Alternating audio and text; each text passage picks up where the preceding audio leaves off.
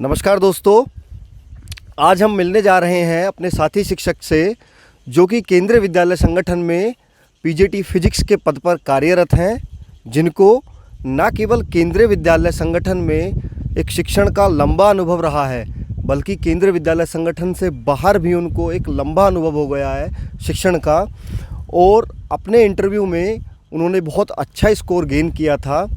वो हमें बताएंगे कि हमको उनका अनुभव कैसा रहा।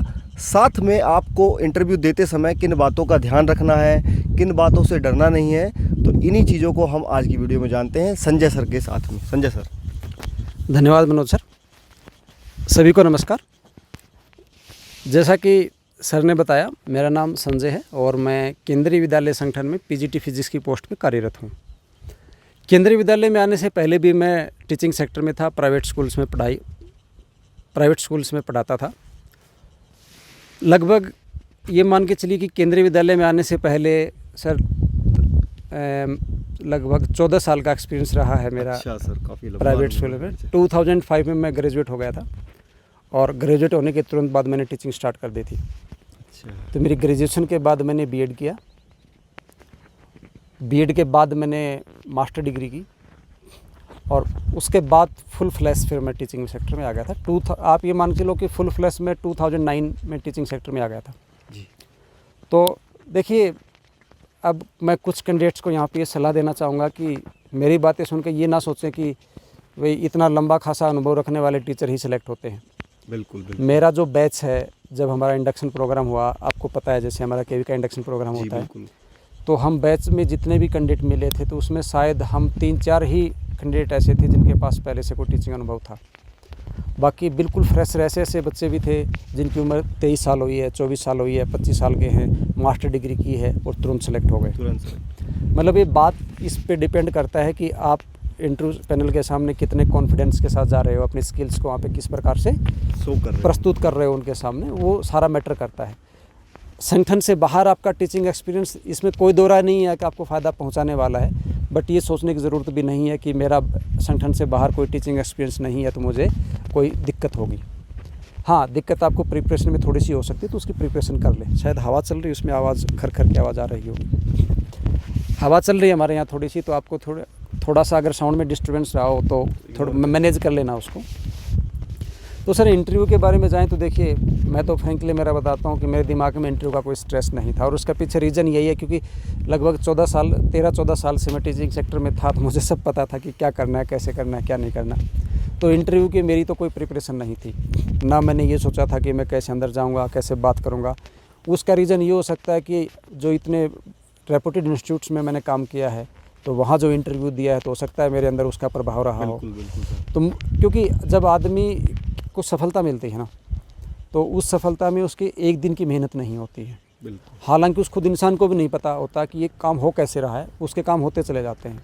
लेकिन जब आप माइन्यूटली देखोगे चीज़ों को तो आपको पता चलेगा कि वो आपकी एक दिन की मेहनत नहीं है, वो आपकी पूरी स्कूलिंग का भी इफेक्ट है, आपकी ग्रेजुएशन का, पोस्ट ग्रेजुएशन का, उसके बाद फील्ड से बाहर आपने सोसाइटी से क्या सीखा। कई बार क्या होता है कि हम देखो, हमारे जो भारतीय व्यवस्था है सर, उसमें एक दर्शन शब्द यूज़ होता है जी, दर्शन शास्त्र, और उसका मीनिंग मोटे मोटे शब्दों में ये होता है कि चीज़ों को देख के सीखना। तो एक टीचर की सबसे अच्छी क्वालिटी यही होती है मेरी समझ में, तो कि वो चीज़ों को देख के समझता कितना जल्दी से है। ज़रूरी नहीं है कि आप किसी चीज़ को सिर्फ देखने के लिए ही देख रहे हो, वहाँ से उसमें आपके अपने जो एजुकेशन है आप ये भी देख। मतलब मेरा पर्सनली बताता हूँ, मैं कहीं भी घूमने जाता हूँ ना, तो मुझे मोस्टली चीज़ों में फिजिक्स नज़र आती है और उसका परिणाम ये रहता है कि जब वो मैं कहीं भी घूमने गया, मैं ट्रैवलिंग कर रहा हूँ, कोई चीज़ देख रहा हूँ, तो वो मेरे दिमाग में चलता है। जब मैं क्लासरूम में घुसता हूँ ना, तो वो चीज़ें एग्जाम्पल के रूप में रिफ्लेक्ट होते हैं वहाँ पे। तो मैं भी बाकी टीचर्स को ये सलाह देना चाहूँगा कि अगर आप टीचर बनना चाह रहे हो तो ये चीज़ों को देख के सीखने शुरू कर दो, क्योंकि वो क्या करेंगे, आप एग्जाम्पल अच्छे से देना शुरू कर दोगे। और टीचिंग में एग्जाम्पल ही मैटर करता है। ऐसा नहीं है सर कि सब्जेक्ट नहीं आता, सब्जेक्ट सभी को आता है।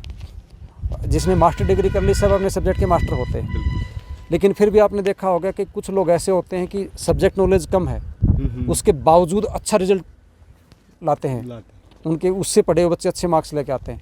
कुछ लोग एक्सपर्ट हैं, सब्जेक्ट के एक्सपर्ट हैं, बट बच्चे समझ नहीं पाते उनसे। बच्चे समझ नहीं पाते। तो उसका रीज़न यही है कि वो उसको खुद को तो आ रहा है बट बच्चे तक वो ज्ञान को ले जा नहीं पा रहा है। और टीचर के लिए यही ज़रूरी होता है कि जो उसे आ रहा है उसको वहाँ तक लेके जाए। तो इंटरव्यू वाला यही देखता है। इंटरव्यू वाला ज़्यादा आपका वहाँ पे ज्ञान चेक करने की कोशिश नहीं करता। हाँ, कोशिश ज़रूर करता है। मैं ये नहीं कहता कि आपका नॉलेज चेक नहीं किया जाएगा, सब्जेक्ट नॉलेज भी चेक किया जाएगा, बट वो उस जो पर्सपेक्टिव है, जो दूसरा पर्सपेक्टिव है उसका, वो ये रहेगा कि जो कुछ इसको आ रहा है इसको प्रस्तुत कैसे कर रहा है, बच्चों के सामने कैसे पेश करेगा, बच्चों को कैसे दे पा रहा है, उस वो चीज़ ज़्यादा को। मैटर करता है। तो जैसे मैं मेरे इंटरव्यू के एक्सपीरियंसेस के ऊपर जाऊँ तो मेरा लगभग 10 बजे के आसपास शेड्यूल हुआ था कि जब इंटरव्यू कट ऑफ आएगा तो एक लिस्ट जारी होगी। तो हर कैंडिडेट के सामने उसका नाम के सामने रोल नंबर के सामने टाइम लिखा होता है कि ये टाइम शेड्यूल आपको मिला है। तो मेरे को 10 साढ़े 10 बजे का टाइम शेड्यूल मिला था, तो मॉर्निंग शिफ्ट ही मान के चलो। लेकिन जब मेरा इंटरव्यू हुआ तो लगभग लंच टाइम हो गया था, तो मेरा लंच के बाद ही नंबर आया था। तो यहाँ पे मैं 2 बातें बताना चाहूँगा कि जब इंटरव्यू आपके पास आएगा तो KVS की वेबसाइट पे डॉक्यूमेंट्स की चेक लिस्ट आएगी कि क्या क्या डॉक्यूमेंट्स प्रिपेयर करने हैं। तो वो चेक लिस्ट में जितने भी डॉक्यूमेंट्स हैं आप अपने सभी अच्छे से प्रिपेयर कर लें पहले से, वरना बाग में भाग दौड़ होती है। मेरे साथ हुआ था ऐसा। चेक लिस्ट में जो कुछ उन्होंने दे रखा था मैंने सारे डॉक्यूमेंट्स प्रिपेयर कर लिए थे। चेक लिस्ट में मेंशन नहीं था, वो मेरी गलती हालांकि नहीं है। चेक लिस्ट में ये मेंशन नहीं था कि आपको अपना जो एप्लीकेशन फॉर्म है उसको भी प्रिंट करके ले जाना है, तो मैं नहीं लेके गया उसको जी। और क्योंकि मेरा इंटरव्यू तो हुआ लंच के बाद, बट लंच से पहले मेरा डॉक्यूमेंट वेरिफिकेशन हो गया था। तो डॉक्यूमेंट वेरिफिकेशन में जो वहाँ पे बैठा था उसने सब डॉक्यूमेंट्स देख के बोला सर बाकी सब तो ठीक है, बट आप अपना एप्लीकेशन फॉर्म दीजिए। आप एप्लीकेशन फॉर्म नहीं था मेरे पास। मैं बोला सर वो तो नहीं है। बोला सर एप्लीकेशन फॉर्म तो लाना पड़ेगा। तो यहाँ कैंडिडेट को मैं एक बात बताना चाहूँगा कि कई बार अगर आपके पास कोई डॉक्यूमेंट नहीं हो तो डरने की घबराने की ज़रूरत नहीं है। हालांकि वहाँ पे मुझे एक बार लगा था अब मैं क्या करूँगा। मैंने बोला भी सर चेक लिस्ट में तो कहीं लिखा ही नहीं है। तो बोले सर देखो नहीं लिखा होगा लेकिन चाहिए। तो मैं बोला सर क्या उपाय है। तो बोला सर उपाय ये है कि आप अंडरटेकिंग दे दीजिए। तो अंडरटेकिंग दे दीजिए। मैं बोला अंडरटेकिंग का मीनिंग। बोला सर आप हमें ये लिख के दे दीजिए कि प्रेजेंटली मेरे पास ये डॉक्यूमेंट नहीं है, अगर मैं सेलेक्ट हो जाता हूँ तो जिस भी विद्यालय में मैं जाऊँगा वहाँ के प्रिंसिपल को मैं ये डॉक्यूमेंट सबमिट कर दूँगा। तो यहाँ पे मैं एक बात आपको बताना चाहूँगा कि अगर आपके पास मान लीजिए कोई स्पेशल डॉक्यूमेंट नहीं है तो वहाँ पे ऐसा ऑप्शन आपको दे देते हैं कि एक अंडरटेकिंग ले लेंगे कि अगर मैं सेलेक्ट हो जाता हूँ तो सिलेक्शन के बाद इतने टाइम पीरियड के अंदर या ज्वाइनिंग के टाइम पे मैं ये डॉक्यूमेंट प्रोड्यूस कर दूँगा वापस। तो मैं बोला सर ठीक है आप मुझे 10 मिनट का टाइम दीजिए। लंच कितने टाइम का। बोला सर लंच तो है ना 1 घंटा चलेगा। मैं बोला ठीक है सर मैं आपको अंडरटेकिंग नहीं दे रहा हूँ, मैं आपको लाके ही दे दूँगा जी। क्योंकि मैंने अपना फ़ोन ओपन करके देखा तो मेरी मेल पे रखा हुआ था वो। अच्छा। तो मैं बाहर गया, बाहर जाके फ़ोटोशॉप की जो दुकान थी लगभग 2 किलोमीटर दूर थी मेरे उससे, तो ऑटो लिया मैंने, वहाँ से जाके मैंने उसको प्रिंट करके लेके आया। तो कैंडिडेट्स को मैं एक तो ये सलाह देना चाहूँगा कि डॉक्यूमेंट सारे अच्छे से प्रिपेयर करके रखें अभी से। मान के चलो कि तुम सेलेक्ट हो रहे हो और जितने भी डॉक्यूमेंट्स आपके हैं, जितने एकेडमिक्स हैं, अगर आपके पास कोई रिजर्वेशन सर्टिफिकेट है, OBC सर्टिफिकेट है, जितने भी हैं आपके पास कोई अचीवमेंट का सर्टिफिकेट है, सभी को आप एक फ़ाइल बना के अच्छे से तैयार कर लो। तो सर जैसे ही मेरा इंटरव्यू का नंबर आया सभी को विश करके मैं अंदर गया तो उन्होंने मेरे से क्वेश्चंस पूछने शुरू किए। अब यहाँ ये देखना है कि वो कैंडिडेट को फंसाने का प्रयास कैसे करते हैं। अच्छा। और अगर आप वहाँ पे कॉन्फिडेंस के साथ बैठे हो तो उनसे बाहर कैसे निकल सकते हो। तो उन्होंने मेरे से पहला ही क्वेश्चन ये पूछा कि आप न्यूज़पेपर पढ़ते हो। एक बात और बताना चाहूँगा यहाँ पे कि जो आप अपना जो बायोडाटा लिखते हैं ना, वहाँ से भी बहुत क्वेश्चन पूछते हैं वो लोग। उन्होंने मेरे से क्वेश्चन पूछा कि आप न्यूज़पेपर पढ़ते हो। मैंने मना कर दिया, नहीं पढ़ता। तो उन्होंने कहा ये तो गलत बात है, एक टीचर को तो पढ़ना चाहिए। मुझे भी रियलाइज़ हुआ यार बात तो गलत हुई है। सही बात। अब वही मैं फिर से रिपीट कर रहा हूँ, अगर आप फ्री माइंडेड वहाँ बैठे हो ना तो आपको डर नहीं लगता अपने जवाब से, और फ्री माइंड होते ही आपका दिमाग तुरंत आंसर सोच लेता है। बिल्कुल। तो मैंने तुरंत डैमेज कंट्रोल किया वहाँ पे। मैं बोला कि मैडम थी क्वेश्चन पूछने वाली, मैं बोला मैम न्यूज़पेपर तो मैं नहीं पढ़ता, बस जब भी टाइम निकलता है तो मैं गूगल न्यूज़ देख लेता हूँ। और न्यूज़पेपर नहीं पढ़ने का रीज़न ये है कि मैं जिस इंस्टीट्यूट में काम करता हूँ वहाँ पे मेरा शेड्यूल टाइट है, मॉर्निंग से इवनिंग तक मुझे क्लासेस लेनी पड़ती हैं, तो इतना टाइम नहीं मिल पाता मेरे को।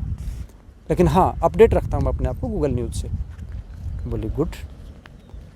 तो बोले आज न्यूज़पेपर पढ़ा होगा। मैंने हाँ बोल दिया, पढ़ा था नहीं। फिर फंस गया। लेकिन फिर से मैं आपको बता रहा हूँ, अगर आप निश्चिंत होकर बैठे हो ना तो रास्ते निकलते जाते हैं आपके सामने। तो मैंने बोला कि हाँ, पढ़ के आया हूँ। तो मैडम बोली ठीक है, आज की हेडलाइन बताओ। तो 1 सेकंड के लिए रुका मैं, क्या बताऊँ। फिर मेरे दिमाग में 3-4 दिन पुरानी न्यूज़ याद आई। मैं बोला मैम लेटेस्ट, मैंने आज की हेडलाइन नहीं बोला वहाँ पे, मैंने बोला लेटेस्ट न्यूज़ ये है।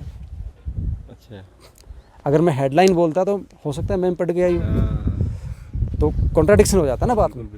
तो आप बात को घुमाओ तो भी इस तरीके से घुमाओ कि आपकी बात झूठ ना लगे, और क्योंकि झूठ तो आप बोल ही नहीं रहे, बोल तो सच ही रहे हो, बट सामने वाले को लगना चाहिए हाँ यार ठीक बोल रहा है। तो मैंने बोला कि मैम लेटेस्ट न्यूज़ ये है कि हमारा जो एजुकेशन मिनिस्टर है, उस टाइम पे अपना एजुकेशन मिनिस्टर था श्री प्रकाश जावड़ेकर जी। एजुकेशन मिनिस्टर ने ये अनाउंस किया है कि हम बीएड को इंटीग्रेट करके 4 ईयर का कोर्स करने वाले हैं। अब सर मुझे नहीं पता उनको इस चीज़ का, न्यूज़ का पता था या नहीं पता था, उनको एक जैसे शौक नहीं लगता है, इस टाइप की फीलिंग आई वो एक्सप्रेशन में उनके। लेकिन फिर उन्होंने मुझे वहाँ फिर से फंसाने की कोशिश की। तो उन्होंने मेरे से क्वेश्चन पूछा कि सर आप नहीं सोचते इसके अंदर राजनीति हो रही है? अच्छा, मतलब वो ये चाह रहे थे, मैं अपना विचार बता रहा हूँ, वो क्या चाह रहे थे मुझे नहीं पता, लेकिन मेरा सोचना ये है कि वो ये चाह रहे थे, क्योंकि राजनीति का क्वेश्चन पूछने का एक ही मकसद हो सकता है कि बंदा कोई ना कोई पॉलिटिकल कमेंट करे, और पॉलिटिकल कमेंट करेगा तो यही पता चल जाएगा कि इसकी मानसिकता क्या है, क्योंकि टीचर को इन चीज़ों से बचना होता है। तो मैंने एक सधावा आंसर दिया, मैंने कहा कि मैम देखिए इसमें राजनीति है या नहीं है ये तो मुझे नहीं पता, और क्योंकि ये बयान हमारे एजुकेशन मिनिस्टर का है, और एजुकेशन मिनिस्टर ने बयान किसी रैली में नहीं दिया, ये बयान उन्होंने एनवीएस और केवीएस की प्रिंसिपल्स की मीटिंग में दिया है। और क्योंकि एनवीएस और केवीएस इस देश के 2 जाने माने प्रतिष्ठित संस्थान है एजुकेशन सेक्टर में, तो अगर वहाँ हमारा अगर एजुकेशन मिनिस्टर कुछ बोल रहा है तो ज़रूर उसके जो सलाहकार हैं उन्होंने काफ़ी रिसर्च करके ही उनको ये मैटर दिया होगा। अब रही बात शिक्षा में सुधार होने की या नहीं रहने होने की, वो तो 4 साल बाद ही पता चलेगा कि इसके परिणाम क्या आने वाले हैं। तो जो मैंने ये जवाब दिया, इससे मैं पॉलिटिकल कमेंट करने से बच गया। बिल्कुल सर। और अगर मैं वहाँ पे पॉलिटिकल कमेंट कर देता ना तो मान के चलो मैं डिस्क्वालीफाई था, और उन्होंने सिचुएशन ऐसी ही क्रिएट कर दी थी कि मैं पॉलिटिकल कमेंट करूँ ही करूँ।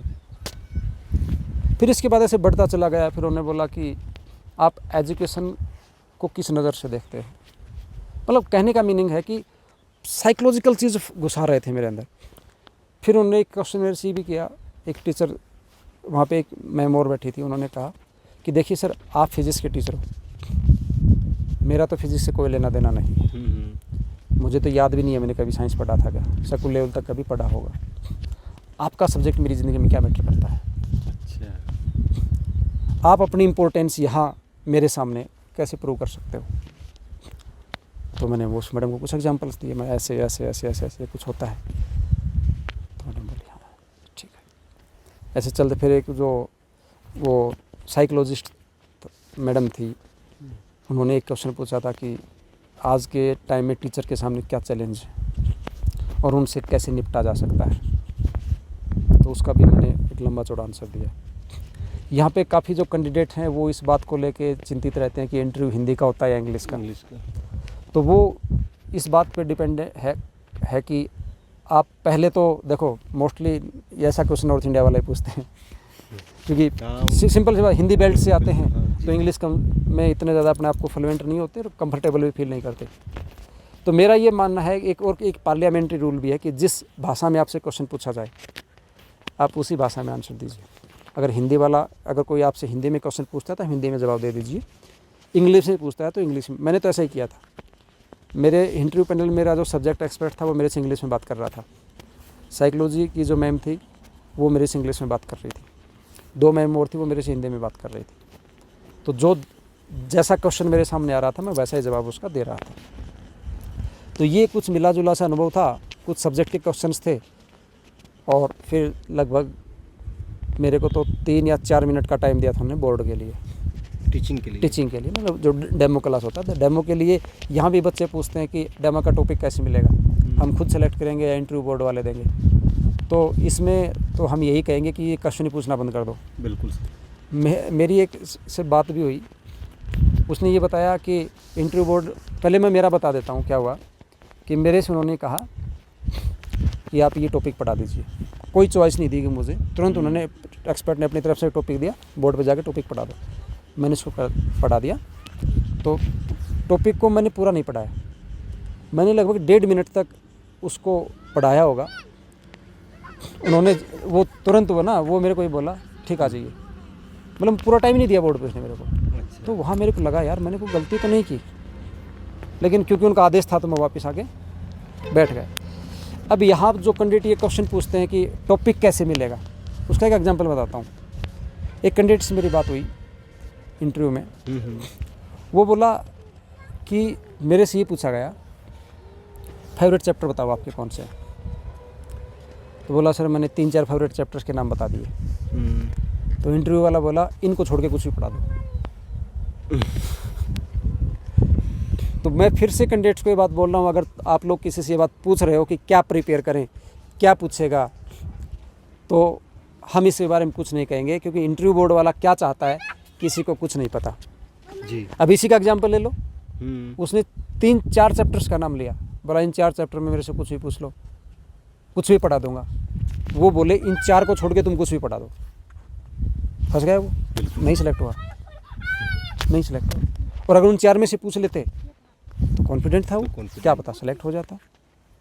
तो मैं यही बात बताना चाहूँगा कि हाँ, अपने खुद के ज़रूर प्रिपेयर करके लेके चलो, खुद के प्रिपेयर लेके जाओ। इंटरव्यू वाले के दिमाग में क्या है कोई नहीं जानता, कुछ नहीं जानता, क्या पूछेगा, कहाँ से पूछेगा।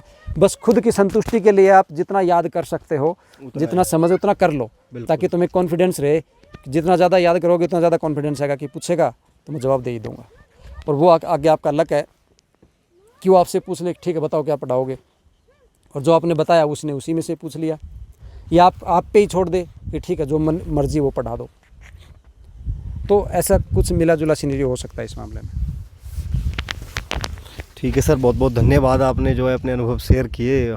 शायद हमारे जो व्यूअर्स हैं उनके काफ़ी काम आने वाले अनुभव हैं, और ये बहुत ही आपने बारीकी से ज़मीनी हकीकत बच्चों के सामने रख दी है। क्योंकि मैं देख रहा हूँ आजकल जो है ना बच्चों को बहुत ही बलगलाया जा रहा है सर, मिसगाइड ज़्यादा किया जा रहा है, गाइड की जरूरत है। एक कारण ये है कि मैं यहाँ से एक बात और बताना चाहूँगा कि हम टीचर हैं, और हम ये जो वीडियो बना रहे हैं किसी व्यावसायिक उद्देश्य से नहीं बना रहे, कोई प्रोफेशनल उद्देश्य नहीं, लाइक व्यूज़ और सब्सक्राइब के चक्कर में हम ये वीडियोज़ नहीं बना रहे हैं। हम इसलिए बना रहे हैं क्योंकि हमें पता है कि हमारे जो साथी टीचर रहे हैं या हम जब रहे हैं, जब हम इंटरव्यू के लिए थे तो हमारे दिमाग में भी ऐसे क्वेश्चन आते थे कि क्या होगा, कैसे होगा, और वैसे क्वेश्चन आप लोगों के दिमाग में भी आ रहे होंगे। तो सिर्फ आप लोगों की मदद करने के लिए हम ये वीडियोज़ बना रहे हैं। बाकी मैंने जैसे बोला लाइक व्यू शेयर वाले जो हैं लालच वो हमारे अंदर नहीं है, और इसलिए हम सिर्फ रियल इन्फॉर्मेशन जो होती है वही देते हैं। जिस चीज़ का हमें नहीं पता होता वो हम कैंडिडेट को साफ साफ बोल देते हैं, देखो भाई इस बारे में हमें नहीं पता, क्या करेगा कैसे नहीं करेगा। इसलिए हमारे जितने भी पॉइंट होते हैं वो टू द पॉइंट और स्ट्रेट फॉरवर्ड होते हैं। ऐसा हुआ था, ऐसा हो सकता है, क्या हो सकता है उसके बारे में हम नहीं बोल सकते, क्योंकि इंटरव्यू वाला क्या पूछेगा हमें नहीं पता। हाँ, जैसे आपने बोला वैसे मेरे भी सुनने में आया है कि कैंडिडेट काफ़ी डरे हुए हैं। कोई बताता है ऐसे इंटरव्यू में जाना होता है, ऐसे बैठना होता है, ऐसे कपड़े पहनने होते हैं, ये करना होता है, ऐसे करना होता है। तो बेचारा पहले से डरा हुआ है, उनकी बातें सुन के और ज़्यादा डर जाता है। एक बड़ा बवंडर मचा हुआ है सर इसको इंटरव्यू को लेकर, लेकिन वहाँ ऐसा जनरली कुछ होता नहीं है। वो 10-15 मिनट में ही चेक कर लेते हैं ज़्यादातर कि भाई कैंडिडेट के अंदर क्या छिपा है क्या नहीं छिपा है।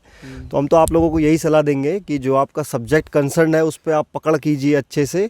कुछ बेसिक जो चीज़ें हैं, जैसे आपको जो चौक बोर्ड दिया जाएगा उस पर कैसे करना है, बोलते समय क्या चीज़ों को याद रखना है, प्रीवियस जो उन बच्चों की नॉलेज है उसको चेक करते हुए आपको सब्जेक्ट पढ़ाना है। और सबसे ज़रूरी बात जो वहाँ पर संजय सर जो संसाधन अवेलेबल हैं, जो रिसोर्सेज अवेलेबल हैं, उनका आप अपनी टीचिंग में कैसे यूज़ कर सकते हो, इस तरह का दिमाग अगर आपका काम करता है तो फिर तो कोई सिलेक्शन रोक नहीं सकता, अगर आपने उनको ऐसे सेटिस्फाई कर दिया तो।